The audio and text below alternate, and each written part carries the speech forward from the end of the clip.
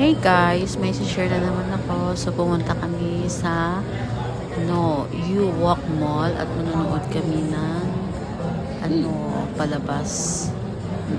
So ito po ay free kasama ko ang aking colleague. So ito agad na We are at guys. U-Walk. We're going to watch guys.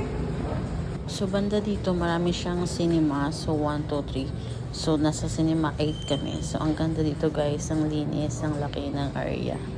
So ito 'yon. Papasok na tayo at ang dilim.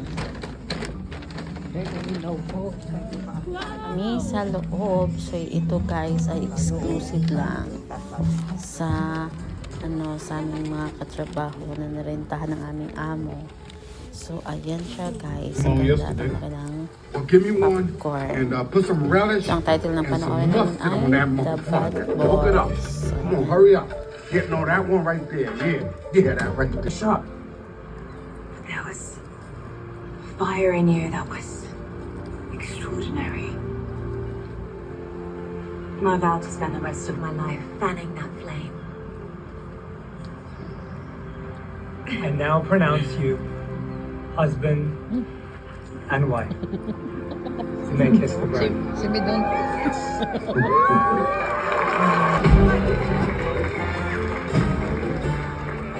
Yeah, it kind of makes sense that he married his therapist after he got shot. Ano lang? So ayun na nga, natapos na yung palabas. So mga isang oras din at time na para umuwi. So dito na kami sa labas guys at tingin-tingin lang. Gusto pa namin sana magkape pero baka kayanin pa.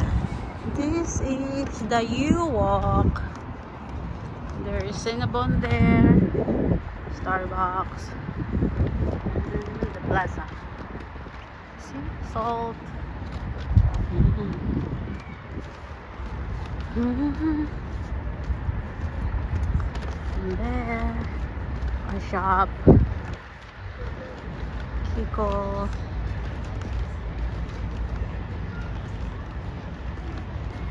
Dreams card.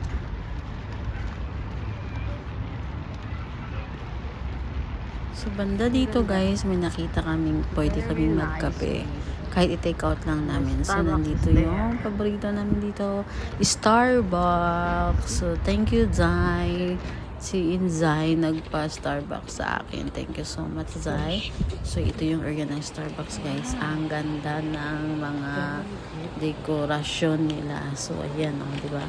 Ang bongga. Sa lahat ng napuntahan ko pa ng Starbucks, ito po yung nakita kong maganda ambience, pang Instagrammable. So ayun, pero unfortunately, hindi kami pwedeng magstay. So mag-take out lang kasi oras na para umuwi kami. So ayan guys, nag-order na si Zai.